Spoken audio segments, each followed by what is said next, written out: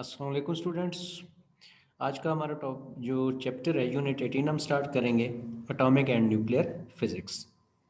Atomic and nuclear physics ये basically study है atom और न्यूक्लियस, जो एटम का सेंट्रल पार्ट है उसके बारे में हम इसमें स्टडी करेंगे। इसके बाद हम इसको इसमें डिफरेंट जो है वो चेक करेंगे कि हमारे पास एटॉमिक बिहेवियर क्या है, न्यूक्लियर बिहेवियर क्या है, न्यूक्लियस की वजह से क्या होता है, ये सारी चीज़ें हम इसमें स्टडी करेंगे। सबसे पहले atom and atomic nucleus. Atom basically क्या है? Rutherford discover the positive charge in an atom with concentrated in a small reason called nucleus. Atom क्या है? स्मॉलेस्ट पार्टिकल किसी भी चीज़ का जो स्मॉलेस्ट पार्टिकल होता है, जो फर्दर डिवाइड नहीं हो सकता, वो क्या कहलाता है? एटम। एटम का जो सेंट्रल पार्ट है जिसे रदरफोर्ड ने किया था डिस्कवर, वो क्या कहलाता है? वो पॉजिटिव चार्ज है जो कि सेंट्रल पार्ट में होता है। अच्छा, रदरफोर्ड ने डिस्कवर किया कि पॉजिटिव चार्ज होता है एटम के अंदर जो कि कंसंट्रेटेड होता है स्मॉल रीजन के अंदर, जो कि उसका क्या कहलाता है? न्यूक्लियस। और न्यूक्लियस के अंदर क्योंकि दूसरा न्यूट्रॉन होता है जिसके ऊपर कोई चार्ज नहीं होता, तो इस वजह से न्यूक्लियस जो है वो बेसिकली क्या है? पॉजिटिवली चार्ज है। The nucleus contain proton and neutron which are correctly called nucleons, collectively sorry called nucleons. ये न्यूक्लियॉन्स कहलाते हैं बेसिकली पॉजिटिव चार्ज, और वहाँ पे जो न्यूट्रॉन है वो कलेक्टिवली क्या कहलाते हैं? न्यूक्लियस कहलाते हैं। Atom is also contain electrons. अब आपको पता है क्योंकि केमिस्ट्री के अंदर आपने ये चीज़ें डिटेल से पढ़ी हुई हैं कि एटम के अंदर इलेक्ट्रॉन्स भी होते हैं, और इलेक्ट्रॉन जो है वो न्यूक्लियस के गिर्द जो ऑर्बिट्स होते हैं, पाथ्स होते हैं, उनके ऊपर सर्कुलेट कर रहे होते हैं। और एज अ होल एटम क्या होता है? न्यूट्रल होता है। मतलब उसमें पॉजिटिव चार्ज और नेगेटिव चार्ज दोनों इक्वल होते हैं। Number of proton plus number of electron दोनों जो है वहाँ पे क्या होते हैं? इक्वल अमाउंट में होते हैं। अब हम कुछ इसकी जो स्पेसिफिक टर्म्स हैं जो आपने केमिस्ट्री के अंदर फर्स्ट चैप्टर में पढ़ी हुई है 9th क्लास में, हम इनको दोबारा रिवाइज करते हैं। एटॉमिक नंबर, इसको Z से प्रेजेंट करते हैं। Number of proton in a nucleus is called the number of proton in an atom और a nucleus is called atomic number, और इसको प्रेजेंट करते हैं जी से। नंबर ऑफ न्यूट्रॉन्स क्या होते हैं? The number of neutrons in nucleus is called neutron number, that is presented by n। इसके बाद आते हैं atomic mass. Atomic mass is the number of proton plus number of neutron in nucleus is called atomic mass number. ठीक है, ये था हमारा जो है इसकी बेसिक टर्म्स जो कि एटम, न्यूक्लियस और उससे रिलेटेड थी। अच्छा जी, mass of neutron is nearly equal to that of proton. जो न्यूट्रॉन का मैस है वो प्रोटॉन के मैस के बिल्कुल इक्वल होता है, but proton is about 1836 time heavier than as electron. Electron का मैस बहुत कम होता है, जबकि प्रोटॉन का मैस जो है वो न्यूट्रॉन के मैस के इक्वल होता है। ठीक है, और जो टोटल है मैस ऑफ एटम वो किसके इक्वल होता है? Mass sum of masses of proton and neutron. अच्छा जी, इसके बाद आते हैं हम नेक्स्ट है हमारे पास आइसोटोप्स। आइसोटोप्स बेसिकली क्या होते हैं? एटम की जो डिफरेंट टाइप्स होती हैं, कहीं पे नंबर ऑफ न्यूट्रॉन जब वेरी करते हैं तो उसको क्या कहते हैं? हम आइसोटोप कहते हैं। ये जो है मतलब नंबर ऑफ प्रोटॉन तो सेम रहते हैं, एक ही एटम के ये वो एलिमेंट हैं जिनमें नंबर ऑफ प्रोटॉन सेम रहते हैं, बट नंबर ऑफ न्यूट्रॉन क्या होते हैं? डिफरेंट होते हैं। Atoms are the isotopes are the atom of an element which have same number of proton but different number of neutron. That is called isotopes. Isotopes की जो सबसे simplest यहाँ पे एग्जांपल गिवन है वो हाइड्रोजन की गिवन है। Hydrogen 1H1, इसमें एक प्रोटॉन एक न्यूट्रॉन होगा, वो क्या कहलाता है? प्रोटियम। दूसरा जो है वो क्या कहलाता है? ड्यूट्रियम। और तीसरा क्या कहलाता है? ट्रिटियम। अच्छा, इसमें जो फर्स्ट है, फर्स्ट में एक ही प्रोटॉन है, आप नीचे देख रहे हैं, फर्स्ट में एक ही प्रोटॉन है, न्यूट्रॉन नहीं है। दूसरे में एक प्रोटॉन एक न्यूट्रॉन, और थर्ड वाले में एक प्रोटॉन दो न्यूट्रॉन। तो प्रोटियम में क्या होगा? एक प्रोटॉन होगा, न्यूट्रॉन जीरो होंगे। प्रोटियम ड्यूट्रियम में क्या होगा? अच्छा, ड्यूट्रियम में क्या होगा? ड्यूट्रियम में आपके पास एक प्रोटॉन होगा और एक ही न्यूट्रॉन होगा। और ट्रिटियम जो है उसमें 2 नंबर ऑफ न्यूट्रॉन होंगे, 1 नंबर ऑफ प्रोटॉन होगा। अब इसका एटॉमिक मैस और एटॉमिक नंबर क्या होंगे?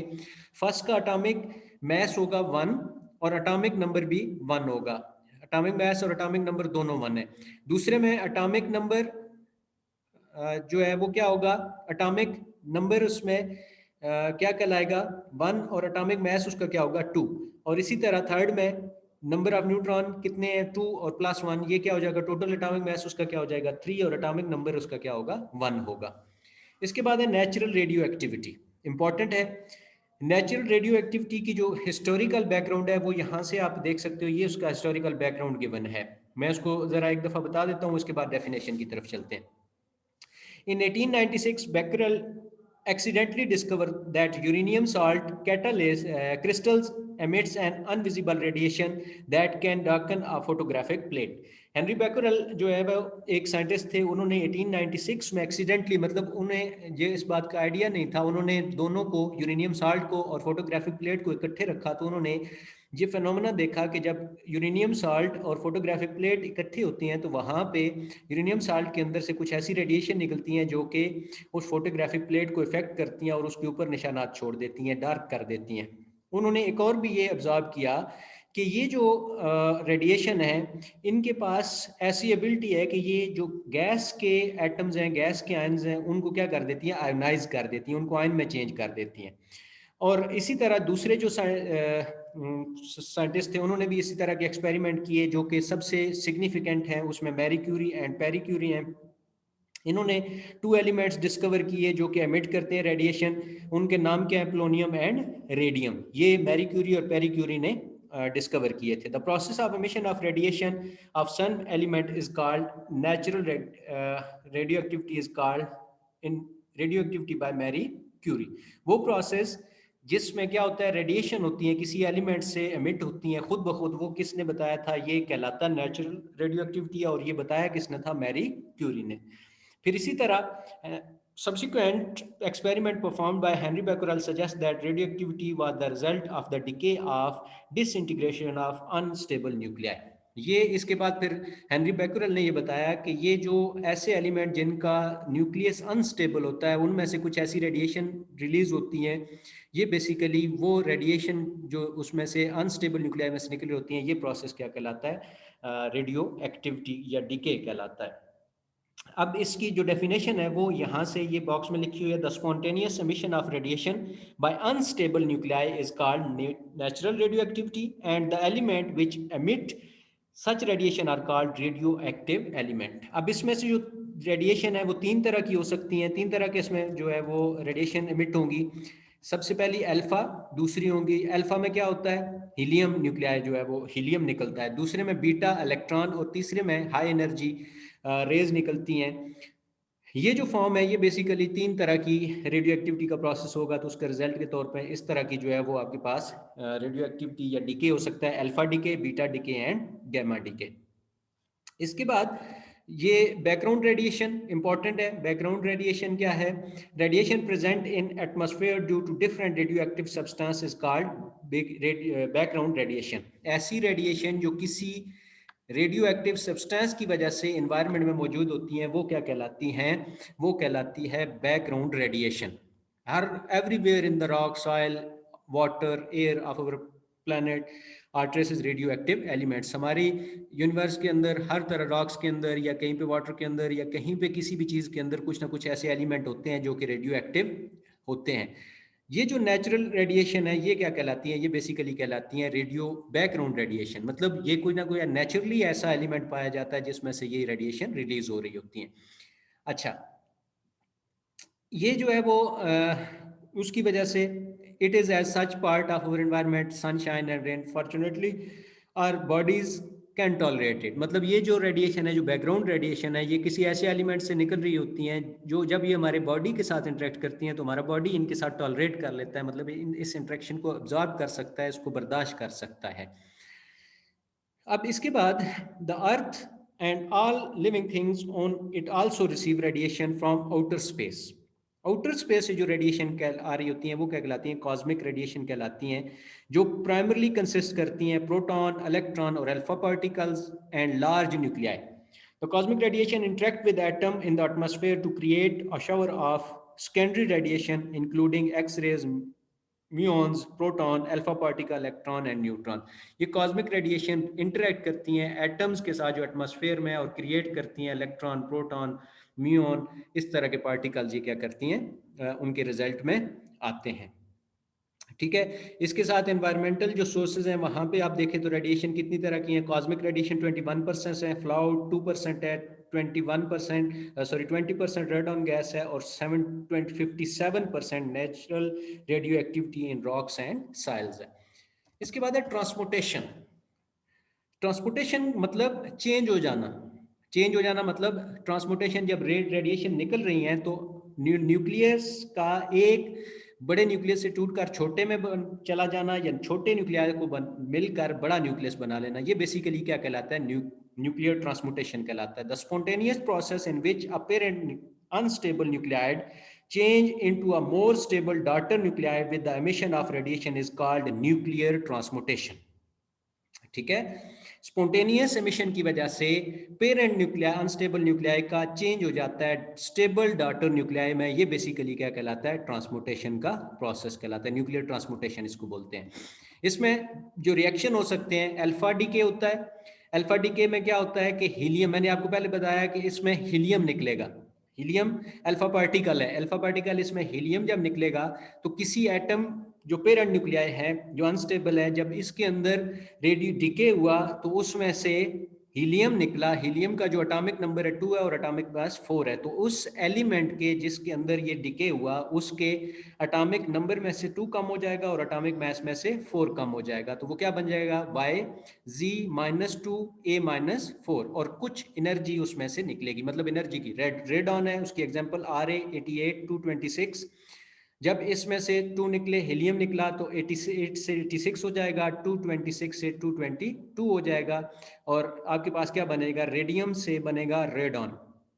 रेडियम था, रेडॉन बना, रेडियम Ra88 226 से वो चेंज हो गया रेडॉन में 86 222 plus helium H24 plus energy. अब इसके बाद जो दूसरा है वो है बीटा डीके। बीटा डीके में क्या होता है, इलेक्ट्रॉन रिलीज होता है। ठीक है, इसमें कोई एलिमेंट है, पेरेंट न्यूक्लियाई है जिसमें बीटा डीके हो रहा है, जिसका एटॉमिक नंबर Z है, एटॉमिक मास A है। अब उसमें से जो डॉटर न्यूक्लियाई बना उसमें क्या हुआ, एक इलेक्ट्रॉन निकला। इलेक्ट्रॉन निकलने का मतलब है कि पॉजिटिव चार्ज जब ज्यादा हो गया तो जो एटॉमिक नंबर है उसमें एक ज्यादा हुआ, एक बढ़ गया, और मतलब ये इसके ऊपर पॉजिटिवली चार्ज आ जाएगा, और ए जो है वो एटॉमिक मास उसका सेम रहेगा। इसका मतलब इलेक्ट्रॉन निकला, नेगेटिव चार्ज रिलीज हो गया प्लस एनर्जी। और इसकी जो एग्जांपल है, carbon C14 is equal to nitrogen का आइसोटोप बना N614 प्लस एक इलेक्ट्रॉन प्लस एनर्जी।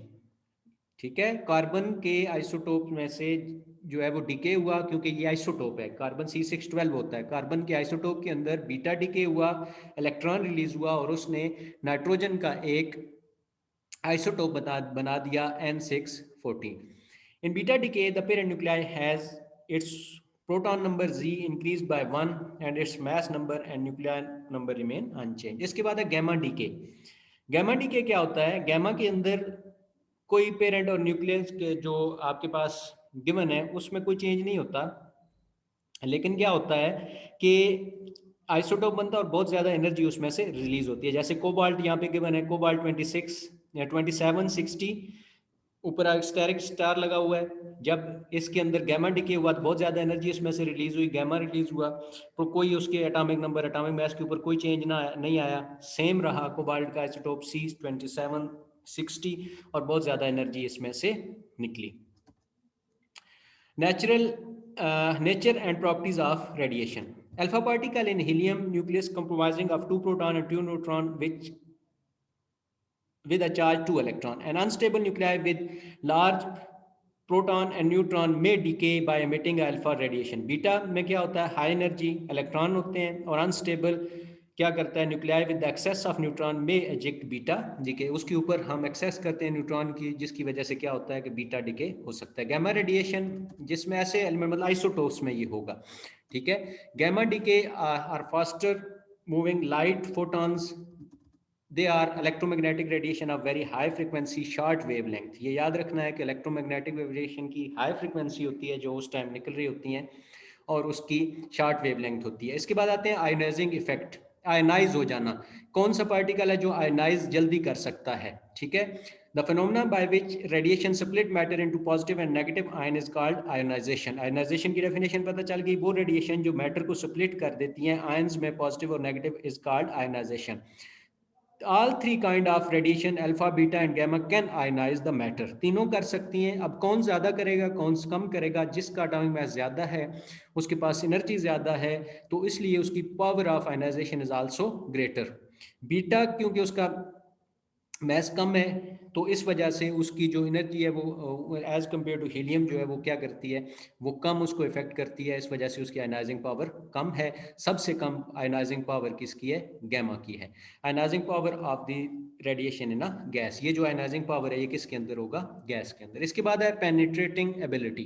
पेनिट्रेट करना मतलब किसी सरफेस के अंदर से गुजर जाना। अब जिसका एटॉमिक मास ज़्यादा है, न्यूक्लियस बड़ा है, उसकी पेनिट्रेटिंग पावर कम होगी, मतलब अल्फा की पेनिट्रेटिंग पावर कम है। इलेक्ट्रॉन की पेनिट्रेटिंग पावर थोड़ी सी ज़्यादा है, और उससे ज़्यादा है एल्यूमिनियम की। ठीक है, फ्यू सेंटीमीटर तक होती है अल्फा पार्टिकल की। बीटा की रेंज होती है सेवरल मीटर में, और जो गैमा की होती है वो सेवरल 100 मीटर्स में होती है। मतलब ये किसी भी सरफेस लेड का अगर हमने रखा तो पेपर के अंदर से भी पास नहीं कर सकता अल्फा पार्टिकल, जबकि पेपर के अंदर से बीटा इलेक्ट्रॉन पास कर जाएगा, एल्यूमिनियम के पास जाके स्टॉप करेगा। और अगर हमने लेड रखा हुआ, 3 रखे हुए हैं, तो सब जो गैमा पार्टिकल है वो पेपर के अंदर से भी पास करेगा, एल्यूमिनियम के अंदर से पास करेगा, लेकिन लेड जो है वो उसमें इसको पास करने की उसके पास एबिलिटी नहीं है। ठीक है, तो नेक्स्ट हम इंशाल्लाह हाफ लाइफ स्टडी करेंगे। तब तक के लिए अल्लाह हाफिज़।